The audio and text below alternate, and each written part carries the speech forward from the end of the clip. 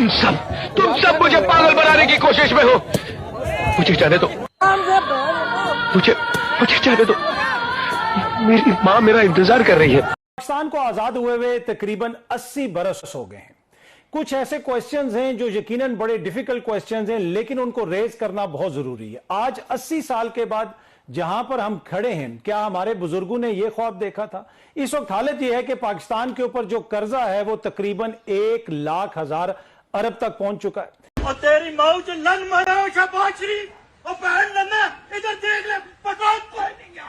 ये petrol pump वाले कहते हैं लन लो शहबाज शरीफ का, और बहन चोदा तू कहते वोट दो तुझे, और कंजर के पुत्र और ये। तो इस टाइम पे बिजनेस भी तबाह बर्बाद ही हो रहे हैं, लोग परेशान ही हो रहे हैं, गवर्नमेंट ही कमा रही है, बिजनेसमैन इस टाइम पे नहीं कमा पा रहे। हाँ बिल्कुल, सब साफ है, कुछ भी नहीं है, सब कुछ बंद पड़ा है, स्पोर्ट का काम बंद है, अड्डे बंद है, मार्केट पूरा।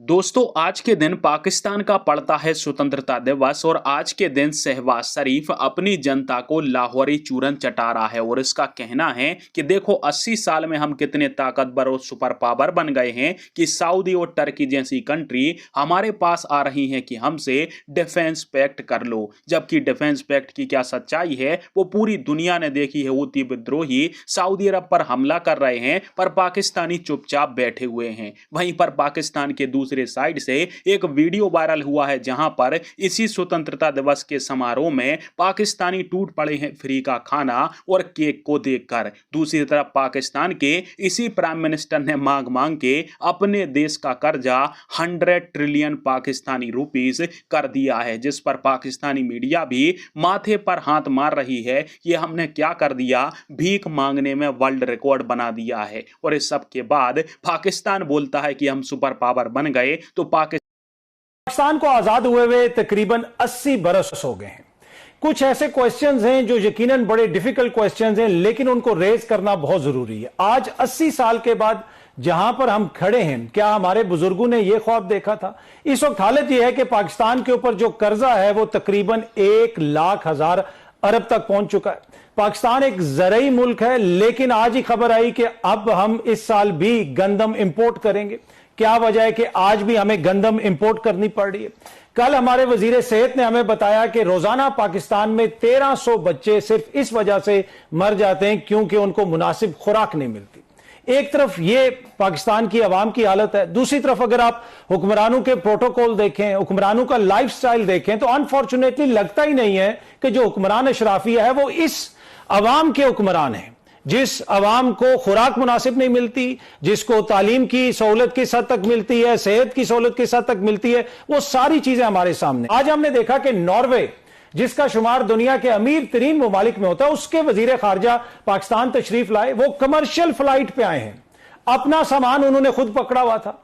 लेकिन यहां पे हमारे हुक्मरान जो हैं वो जिधर भी जाते हैं प्राइवेट जहाज उनके साथ जाते हैं, पता नहीं कौन कौन उनके साथ जाता है, और उनसे पूछो तो वो कहते हैं हाँ भाई लिया है जहाज। भाई ये हालत है हमारी, 1,00,000 अरब का कर्जा है हम पे। 1300 बच्चे हमारे रोज मर जाते हैं खुराक ना होने की वजह से, और हम कहते हैं भाई हमने लिया है जहाज। और हर सूबे के अंदर ऐसे ही हो रही है। और इस तकरीब के जो शुरका हैं वो बड़े इंपॉर्टेंट हैं, जरा आप गौर कीजिएगा। इसमें आपको एयरफोर्स चीफ नजर आ रहे हैं जो लाजमी होने चाहिए। फतह जो है वो एयरफोर्स ने हासिल की जो भी की। इसमें नेवल चीफ हैं, इसमें इसहाक डार नज़र आ रहे हैं, इसमें आपको यूसुफ रज़ा गिलानी नज़र आ रहे हैं, इसमें आपको आसिफ जरदारी नज़र आ रहे हैं। पीछे आपको शायद चेयरमैन स्ट्रेटेजिक कमांड किसी साइड पे नज़र आ रहे हैं, लेकिन सामने आपको फिर शहबाज शरीफ हैं, उनके पीछे ख्वाजा आसिफ हैं।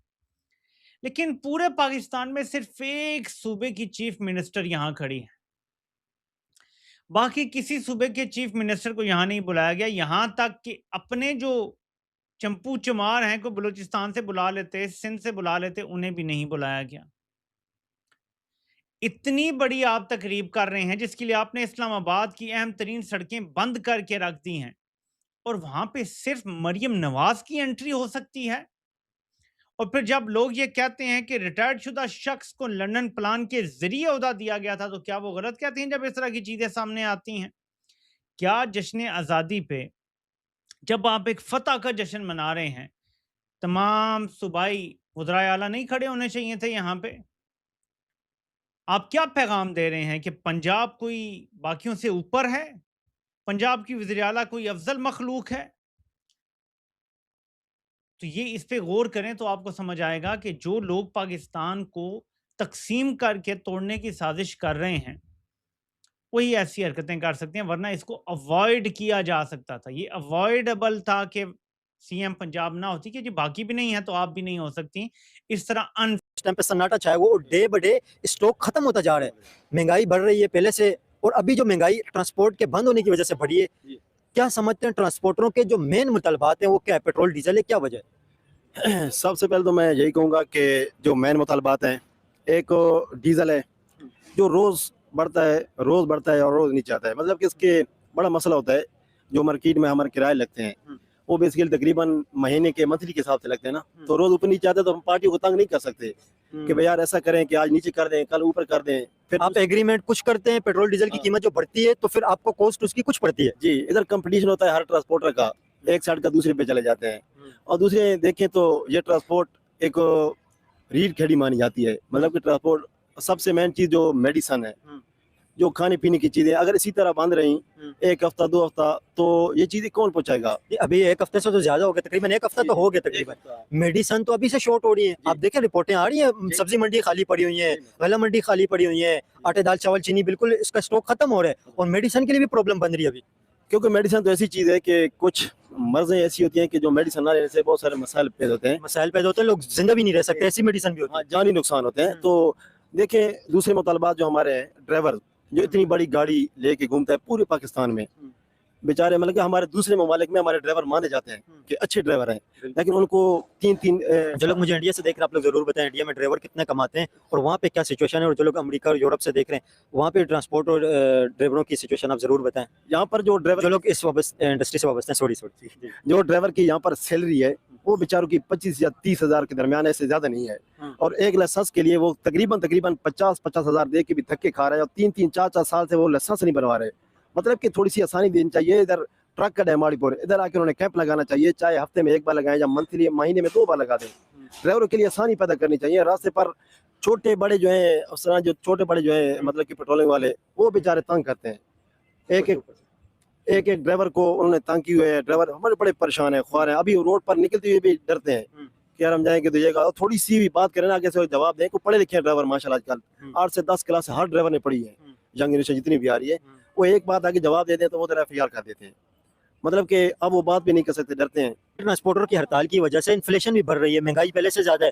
ابھی سامان اسٹک ہو گئے منڈیوں کے، سبزی منڈیوں کے اندر اگر آپ دیکھیں آٹا دال چاول چینی یہ بیسک فوڈ ہے یہ، اس کے علاوہ سارا نظام ہی درم بھرم ہے. انفلیشن جو بڑھ رہی ہے اس حوالے سے آپ کیا کہیں گے؟